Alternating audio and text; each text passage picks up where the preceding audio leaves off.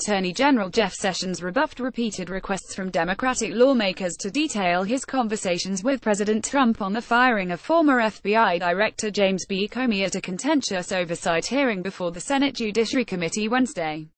Democratic senators peppered the nation's top law enforcement officer with questions on Comey, Trump and the ongoing investigation into possible coordination between the Trump campaign and Russia during the 2016 presidential race, but for the most part, Sessions declined to say anything of real substance. He would not say what Trump told him before Comey's firing, offering only that the president asked for his advice in writing. He said he had not been interviewed by special counsel Robert S. Mueller III, who is leading the probe that is exploring, in part, if Trump obstructed justice leading up to Comey's removal. Sessions lambasted the former FBI director, saying he did not believe it's been fully understood the significance of the error that Mr. Comey made on the investigation of Hillary Clinton's use of a private email server. But he would not say if the president, in deciding to remove Comey, mentioned the Russia case in their discussions. The hearing marks the first time Sessions has appeared before the Judiciary Committee since his confirmation hearing in January. Lawmakers pressed the Attorney General on a variety of topics, including his legal opinion on the DACA program for immigrants who came to the U.S. as kids, his threat to strip sanctuary cities of federal grants and even his stance on those wanting to grow marijuana for research. But as with most political affairs in Washington in 2017, much of the hearing was spent talking about Russia. Sessions is recused from the Russia case because of his role on the Trump campaign, though he could be someone with whom Mueller wants to speak. He said he would be willing to cooperate with a probe. A spokesman said he has yet to even be approached about an interview. Of his personal confidence in Mueller, Sessions said, "I think he will produce the work in the way he thinks is correct, and history will judge." He said he didn't know if it was appropriate for Trump to pardon people who were under investigation by Mueller, but added that the pardon power is quite broad.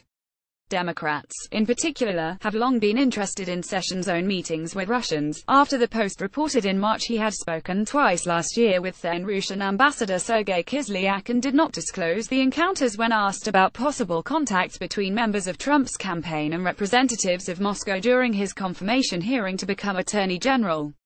Sessions offered a slightly new wrinkle Wednesday, asserting he may have discussed Trump campaign policy positions in his 2016 conversations with Kislyak. The Attorney General said it was possible that some comment was made about what Trump's positions were, though he also said, "I don't think there was any discussion about the details of the campaign."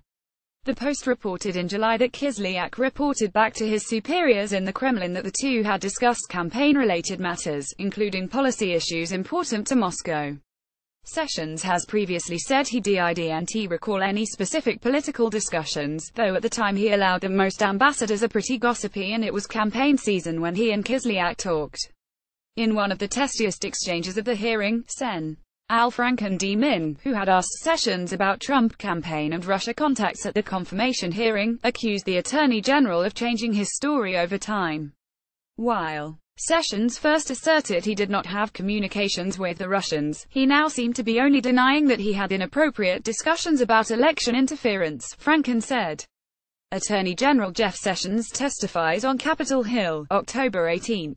Joshua Roberts Reuters. Sessions shot back that Franken's question came with a very troubling lead-up, and he answered in a way that I felt was responsive to what you raised in your question.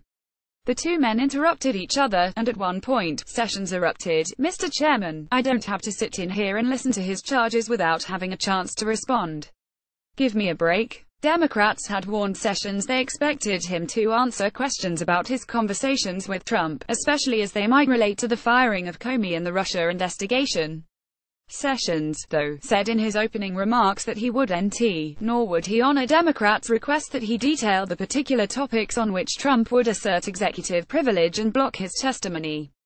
"I can neither assert executive privilege, nor can I disclose today the content of my confidential conversations with the president," Sessions said. At a Senate Intelligence Committee hearing in June, Sessions also refused to detail his conversations with the president. But Democrats have questioned his rationale for not providing at least some information. In a letter to Sessions last week, they said the Attorney General needed to formally identify the topics over which Trump would assert executive privilege, and Sessions thus could not address, and fully answer, questions about the others. We expect that when you appear before the Senate Judiciary Committee on October 18, you will have determined whether the President will invoke executive privilege as to specific topics and will be prepared to answer completely all questions in those areas on which he has not, the Democrats wrote. As to the former category, we will expect you to provide the committee with a list of issues over which the privilege has affirmatively been asserted. Sessions also used the hearing to defend Trump's travel ban, saying it could help prevent terror attacks in the United States. He called the directive, which was blocked by two different federal judges Tuesday and Wednesday, an important step in the fight against terror. It's a lawful, necessary order that we are proud to defend, Sessions said, adding, "We are confident will prevail, as time goes by, in the Supreme Court." He said that military leaders had told him to expect an increase in attacks as the Islamic State is pushed out of strongholds in Syria and Iraq. Sessions spud with Sen. Richard Durbin Dill over his attempts to withhold federal grant money from Chicago over the city's so-called sanctuary policies.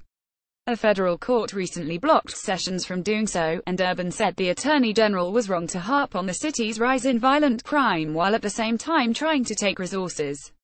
You want to cut off federal funds to that city, and come here and criticize the murder rate. You can't have it both ways, Durbin said. Sessions shot back that federal authorities can't take over law enforcement for the city of Chicago, and that they needed city officials to notify them when illegal immigrants were scheduled to be released from jail. Sen. Dianne Feinstein D. Calof told Sessions that she is concerned about several actions he has taken as Attorney General, including his reversal of DOJ positions on voting rights and LGBT rights. The Attorney General this month issued a memo opining that Title VII of the Civil Rights Act of 1964 does not protect transgender people from workplace discrimination, and his Justice Department came down on the side of a Colorado baker who refused to bake a cake for a gay couple's wedding. Civil liberties advocates say his recent memo offering guidance on religious freedom essentially amounts to a license for discrimination.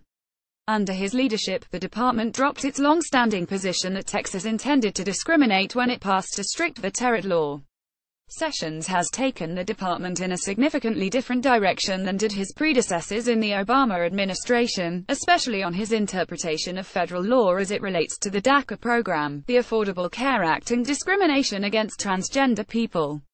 Sessions was the public face of the decision to wind down the DACA program, which granted a reprieve from deportation to people who came to the U.S. without documentation when they were children.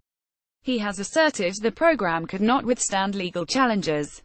Sessions also laid out the legal underpinnings for the Trump administration to create broad exceptions to the Affordable Care Act's no-cost contraceptive coverage, and he paved the way for another decision days later to stop certain payments to insurers under the Act. Sessions, too, has ordered lawyers in his department to review all reform agreements it has with police departments nationwide, and he has implemented a sweeping new charging policy that instructs prosecutors to pursue the most serious, readily provable crimes, even if those might trigger stiff mandatory minimum sentences. He has been especially aggressive in cracking down on illegal immigration, even threatening to take certain grant money from certain so-called sanctuary cities, though his efforts to do so have largely been blocked by federal courts.